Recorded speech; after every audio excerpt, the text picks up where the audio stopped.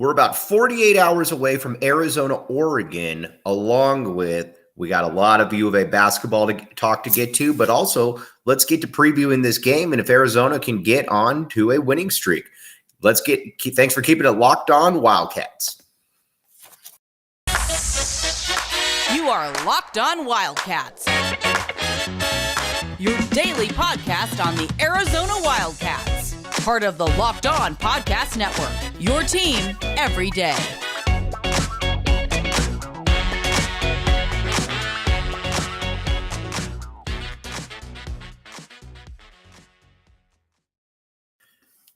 Thanks for keeping it locked on, Wildcats. I am your host, Mike Luke. All right, we've got a lot to get to this show. First, we're going to talk about Arizona. We're going to talk a little bit about Oregon. And I wanted to talk a little bit about something that I thought earlier. And you know what? I went ahead and I put it out on Twitter at Iron Mike Luke. And curious what you all think. But I believe right now, and again, I get we're only at 5 games. I believe right now that Arizona is one of the top 5 receiving corps, has one of the top 5 receiving corps in all of college football. Now, I put this out on Twitter, and I didn't really get many responses other than Ohio State, but who's better than Arizona? And I'm looking at it right now, and here's what Arizona has that's so unique about this entire situation is that you've got in Jacob Cowing, one of the handful of best wide receivers in the country. I don't think there's any doubt about that. Is there? Not to my knowledge. And then after that, you've got a Dorian Singer. Dorian Singer, I think at this fair, it's fair to say that he is going to be an NFL player. I don't know at what capacity he's going to be an NFL player, but he's definitely going to be an NFL player. He's right now, I think we're at the stage though where he is going to be, I watch him right now and I think to myself, this is a guy that could catch for 1,300 yards this year, something like that. And if he catches for 1,300 yards, he's squarely on the NFL radar. Now, I think the one thing you'd like to see is him get in the end zone a little bit more. But I also don't think that there's any reason that he's not going to be able to get into the end zone because, quite frankly, he's been able to get open. And I think he's going to be able to continue to get open. And he fits perfectly with what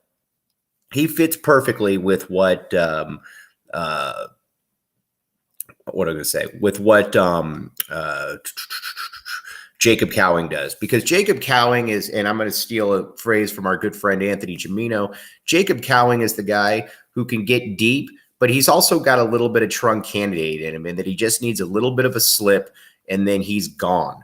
Now, when I look at it, I think that Singer is kind of the guy. He's kind of the jack of all trades. He can get deep if you need, but he can also run up the field. He can get open. He can take the hitch. There's a lot of different things to like about him. And again, he gets open. And then you look at the other one. You've got a T-Mac. T-Mac, as we all know, and we've talked about many times, is the highest rated skill player to ever sign with Arizona in the ratings era. A guy like a Michael Bates probably would have been higher rated than him, but you get the gist of that. And he in the last couple of games has really come alive. He's caught, he's gone for 500, or excuse me, he's caught for multiple touchdowns, and he's had multiple one-handed catches as well. You watch him, and it's amazing how he is able to catch the ball in the manner in which he is. It's quite unique, but it's also befitting of a player who's a 5-star prospect. And I think what's also exciting about where these guys are right now is that all three of them are kind of, how do I put this? They play off of each other really well, but they also have a very good connection with Jayden de Laura. You can tell that, and that's what's unique. Also, what's unique about these guys is sometimes you get really talented wide receivers, but they don't have a great connection with the quarterback. These guys certainly have a great connection with the quarterback. There's no doubt about that. You can just watch on the field. Then you factor in Tanner McLaughlin as well. Tanner McLaughlin at the tight end spot is really the first tight end since Rob Gronkowski, who is a consistent guy that is going to catch passes down the field, up the seam. And Jed Fish has talked about it, that this is one of his most talented play, or that this is a guy that they had a lot of expectations for, and he certainly delivered on that bell right now. Very excited to see what Tanner McLaughlin is able to do. But this team, that's going to be the strength of the team. We were hoping it was going to be the strength of the team going into the season, and there's been nothing to indicate that this won't be the strength of the team going into the season. Now, I think what's also fascinating about this squad is where exactly they are at the quarterback spot. Because again, Jayden de Laura came in, and we all knew that Jayden de Laura was, the Pac-12 Freshman of the Year. But he's been, I think, everything that everybody hoped he would be. There are some moments where you're like, maybe don't throw that. But he's breathed life into an Arizona offense that hasn't had life in a long time. He's been a fantastic player for Arizona. And as long as he's at Arizona, they're going to be able to score points. Which leads us into kind of where we're at now with Oregon. Now, we're going to start previewing the game a little bit today, a little bit tomorrow. But as far as Oregon goes, yes, I know that nobody really gives Arizona much of a chance in this game. And that isn't meant as the lame disrespect card that so many people try to play over the years. That's just more meant that, most people don't think that Arizona is going to be able to win this game. I look at it, though, and I think to myself that there are some aspects that Arizona can take advantage of. And first, let's keep it on the offense. Again, Arizona is going to have a margin for error all season because of the offense that they got. Now, one thing that I do find fascinating is that this Arizona goes into a game, and they should be able to have a baseline of 24 to 28 points, which gives you some margin for error for sure. Because keep in mind, when you're dealing with teams that, that can score the football, it can break up a little bit of the disadvantage that you might have on the other side of the ball. But you look at Oregon, the one thing Oregon doesn't do well is they don't defend the pass well. They are very good against the run, but they don't defend the pass well. And I think that's always going to be an issue for them. Against Arizona, that's not a good problem to have. Now, what they do is they defend the run well. That's going to be certainly something that Arizona is going to have to try to be able to do. If they can't run the ball, then that's going to be a little bit of an issue. And I'm not really breaking any ground. I'm not really breaking any news on that one. Now, what Oregon does well is, again, they stop the run, and they've got a lot of talented players on offense. You talk about Troy Franklin. All right, you got Troy Franklin in there. You've got at the wide receiver position, 6'3" kid, Chase Cota, who seems like he's been there for about 20 years. He's only been there for 5. Those guys are both really good, especially Troy Franklin. But where Arizona does have an advantage is that Christian Roland Wallace is one of the better cover corners in the conference. He's going to be on an island against Troy Franklin, and the coaching staff obviously feels very comfortable in what Troy Franklin can do because they've essentially, they've trusted him pretty much all season to this point. Where I find this matchup a little fascinating though is if Arizona, what does Arizona do? Do they basically sell out to stop the run? Because if they sell out to stop the run, which I think is more than a smart move, then Oregon's going to have to beat them through the air. Oregon's quarterback is Bo Nix. I'm not a fan of Bo Nix. I've never been a big fan of Bo Nix. I saw him a lot at Auburn. I know that he has had some good games for Oregon, but he's never been a guy that I really think, you better watch out for Bo Nix. He just doesn't do that for me. So I think Arizona 100% is going to have a chance in this game. We're going to talk about that. You'll get my predictions tomorrow, but there's a lot to like with this. Also, the importance of home field advantage here. Um, Arizona always seemingly has a lot of games against Oregon where they play them tough. They just do. And I think when you watch Oregon, generally they come in and they are a little bit overrated. I'm just saying they're overrated in the sense that, yes, they're a top 15 program, but I think a lot of times people try to bring them in as a top 5 program. They've never really had the horses consistently on either line to be able to do that. Now, again, they do get players. We've talked about it. You get your DeForest Buckners, your Eric Armsteads, your Kayvon Thibodeau's, players like that for sure. So they do get them, but it's never sustained. Like USC back in the day with Pete Carroll, it was sustained across the board where you had linemen at almost every single position. They don't really have. Oregon's never really had that, and I don't think they're ever going to really have that.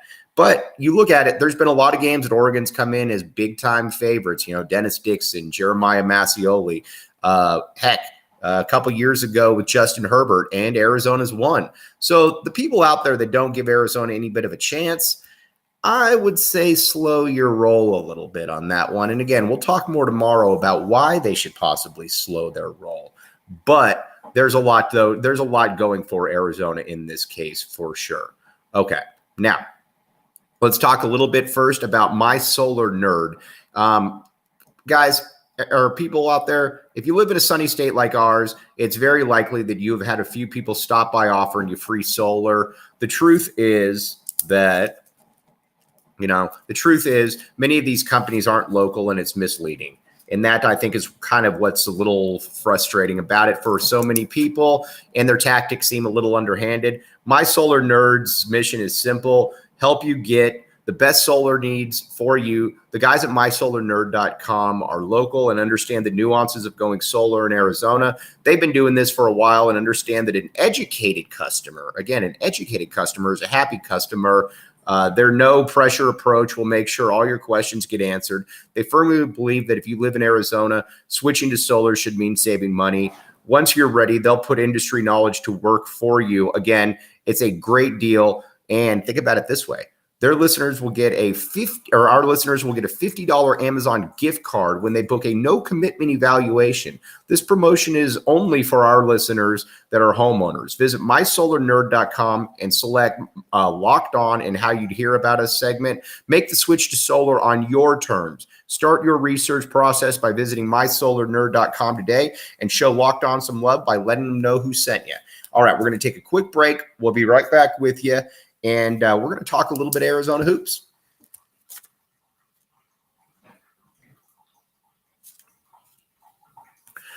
Thanks for keeping it locked on Wildcats. I am your host, Mike Luke. All right, now let's talk a little bit about Arizona basketball and about where I see them fitting in this year.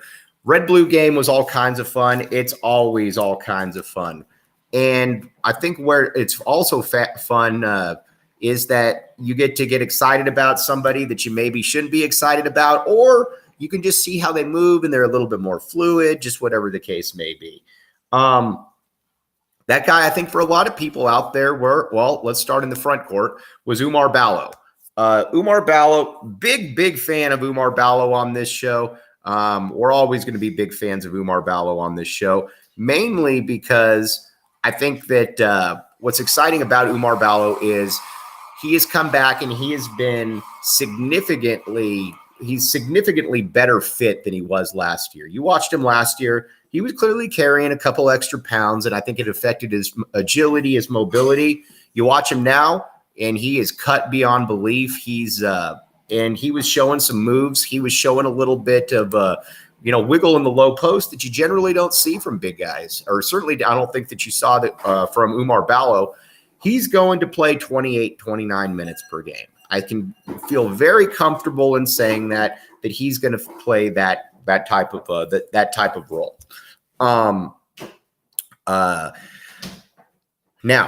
here's where it gets fascinating, though. Who are then you guys? So it's going to be Julius Tabellis. It's going to be Oumar Ballo. How do they mix? How do they sync next to each other? I think that's where a lot of people are going to have some questions, but I think it's also going to be exciting to see how they do fit. And then people on top of that got to see Henry Visar for the first time. Henry Visar, very, very talented.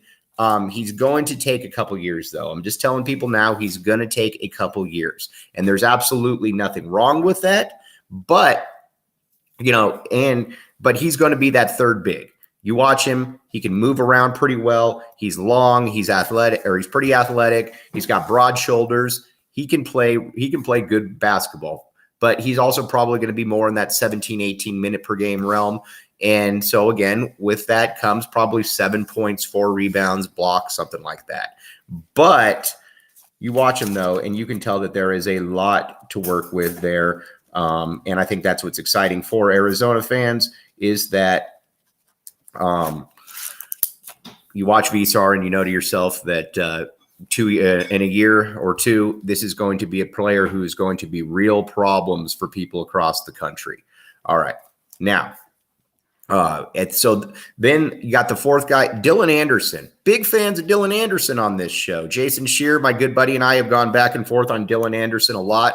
I am a fan. I don't care that he dropped in the ratings. I understand the reason that he dropped in the ratings, and that's mainly because he kind of floated around the perimeter in high school. But I don't care about that with Tommy Lloyd. I really don't, because Tommy Lloyd is going to play him where he deems him fit, and he deems Dylan Anderson fit to play on the perimeter. Big fan of, like I said, big fan of what the possibilities there for Dylan. I'd like to see him redshirt this year because I think that, in the weight room, he's going to have a real opportunity to continue to get muscular, to continue to build on what he's got. And by next year, I think he'll be ready to play. And I think by his third year in the program, he's going to be a real contributor. Again, he's got a lot of things you can't teach, height, and he's more athletic than people give him credit for. So Dylan Anderson, keep an eye on him. Also, one thing that you need to keep an eye on is the Get Upside app. All right. Are you worried about every time you go to the pump, you're like, oh gosh, there's going to be another problem here. The Get Upside app is the best place to go. It's an incredible app for anyone who buys gas, groceries, or dines out. With every purchase, I'm earning cash back thanks to Upside. And again, I know people that use Upside and they all swear by it. Download the free Upside app and use promo code Locked On to get $5 or more back on your first purchase of $10 or more. That's $5 or more cash back on your first purchase of $10 or more. Use promo code Locked. Okay, we're going to take a quick break, come back, and we're going to talk about that Arizona front court a little bit more.